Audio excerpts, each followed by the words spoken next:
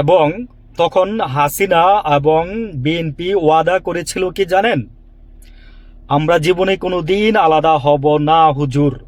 ওনার পায়ে ধরে সালাম করার পরে এই কথাটা বলছিল হাসিনা, যে হুজুর আমরা কোনো দিন আলাদা হব না, কোনো দিন আলাদা হব না, মরার আগ পর্যন্ত আমরা আলাদা হব না। মানে জাস্ট সেইম, নাথিং এলস।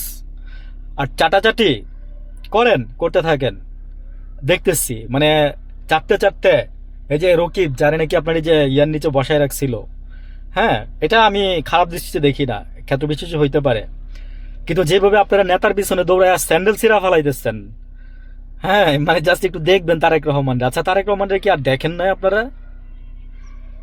বা দেখাটাই কি খুব জরুরি? তার চেয়ে ভালো আমি বলবো কি, গিয়া মার একটু দেখে আসেন না। এত এই যে এইভাবে স্যান্ডেল না ছিঁড়া, হ্যাঁ, যান না একটু মারে গিয়া দেখে আসেন। বাবা অসুস্থ থাকলে তার পাশে গিয়ে একটু বসেন, দেখবেন যে হৃদয়ে শান্তি পাবেন। তারেক রহমান সাহেব আরো অনেক কিছু করতেছে, পায়ে হেঁটে ওই ইয়ার থেকে ইয়াতে, বাসার থেকে ইয়ার যাইতেছে, নিজে ড্রাইভিং করতেছে, হ্যাঁ, তারপরে হচ্ছে আরো অনেক কিছু ভাই, ইত্যাদি ইত্যাদি কথাবার্তা। কিন্তু ব্রাহ্মণবাড়িয়া সীমান্তে যে দুইজন বিএসএফ বাংলাদেশি, ব্রাহ্মণবাড়িয়া সীমান্তে, হ্যাঁ, আমার এলাকায় সীমান্তে দুজনকে মেরে যে হত্যা করে, যারা জানেন সেটা, সেটা নিয়ে কোনো মিডিয়াতে দেখছেন কথা বলতে? কোনো পত্রিকাতে ভালোভাবে দেখছেন? I don't think so. তো এগুলো নিয়ে কথা বলে না মিডিয়া।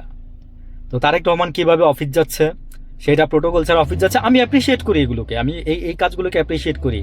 ওই যে বলছি, মাংস রাইন্দা যদি মরিচ না দেন খাইতে পারবেন? পারবেন না। আপনারা ওইটাই করছেন, হাসিনাও তাই করছে। হাসিনার কথা কালকে রাত্রে ঘুমানোর আগে যে একটু মনে হয়েছে কি জানেন কোন কথাটা? সে, তার মনে একটা দুঃখ আছে। দুঃখটা কি জানেন? তার মনে বড় দুঃখ হচ্ছে যে আমি এত উন্নয়ন করলাম, এত ব্রিজ বানাইলাম, মেট্রো রেল দিলাম, মানুষের দুঃখ কষ্ট লাঘব করলাম, কিন্তু মানুষ আমার এইভাবে তারাই দিল, মানুষ আমার এইভাবে সহ্য করতে পারলো না। আওয়ামী লীগের অনেকেই বুঝে না, বা নাদান অনেকেই বুঝে না যে এই কাজগুলো কেন করা হয়েছে। এই কাজগুলো করার পিছনে রিজন হচ্ছে যে আপনারা যদি বাক স্বাধীনতা রাখতেন, ওই যে ওই কথাটা আপনাদের জন্য প্রযোজ্য, হ্যাঁ, যে মাংস রানতে গিয়ে যদি মরিচ না দেন খাইতে পারবেন কিনা। তো আওয়ামী লীগও মনে করে কি যে আমরা এত কষ্ট করলাম, এত কিছু করলাম, এত এত কিছু করলাম, কিন্তু আমার এমনি খেদাই দিল। এটা হাসিনার খুবই একটা বড় দুঃখ, বুঝছেন? তো সে আসলে বুঝতে পারে নাই যে সে কোন জায়গাটাতে মানুষের, আপনি মানে মানুষ কেন ওনাকে ভালোবাসতো না, আপনি মানুষকে ভালোবাসছেন।